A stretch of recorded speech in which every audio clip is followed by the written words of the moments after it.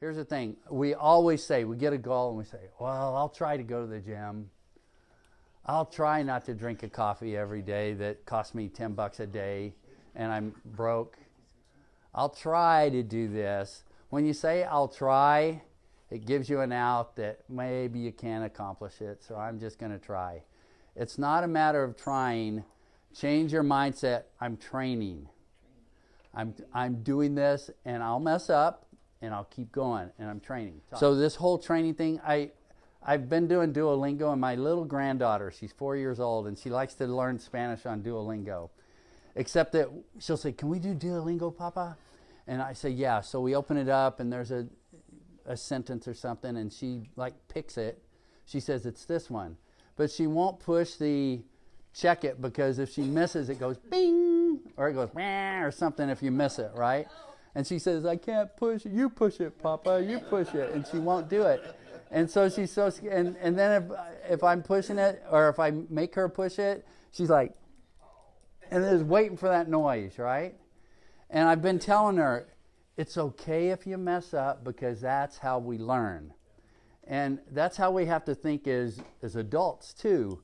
Try stuff, move for it. If we make a mistake, learn from it, and then next time do it a little differently. And so stop trying and train, and you'll get there. So here's the exercise. Get your sheet back out, your one that says whoop on it. And on the back side of the sheet, you know, if you want to put a plan, your recipe as to, you know, finances. If you have your plan, write just in bullet, do a self-audit of my financial plan.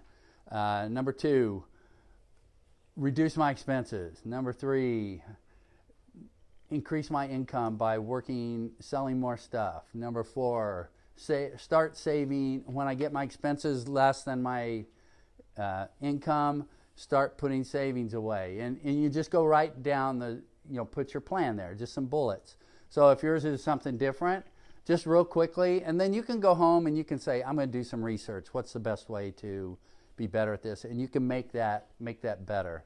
But this sheet, it's pretty detailed. It's a thing I use for bigger stuff, but I thought we'll at least get you started on this. And if it's not fully done, I'm trying to jam like a 8-week thing into 2 weeks. So we don't have a lot of time to work through these, but it's does it make sense what we're saying? And then the steps, the general plan is the recipe is up top, and then each step is what those next lines are.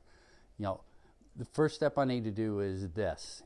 I need to do an audit of my finances and see where too much money is leaking out, and then reduce expenses by $100, and then try to hit that goal, and then now reduce them by 100 more, and 100 more, and 100 more, and 100 more, whatever, to work your way to where you need to go. So that's what those little steps are after that. I do some consulting and coaching as for fun on the side. I'm retired now, so people have asked that kind of stuff. And here's one thing I've learned from that. I thought, hey, I got some good ideas. I'll show them. And then I tell people what to do, and they get all pumped up, and then they go home and they just do the same thing they've always done. Yeah. It's the most frustrating thing as somebody who's trying to coach. So some of you will do it. Some of you will say, well, that was kind of fun. We got some cookies out of it, and you leave. Some of you will say, you know what, we should really try this. I would say try it and dig deeper. We just don't have the time to do full-on stuff on it. Yes? What would you say percentage-wise people actually try doing this sort? Probably 20%. And then the rest, you know how life is. You get overcome by events. Next thing you know, that this little thing's sitting in the side of your desk and all that. But if you apply it, I'm telling you, if you apply it, it works. Okay? And I'll talk about that in a minute. As if you don't apply it, I'll talk about how you feel at the end. So keep that in mind.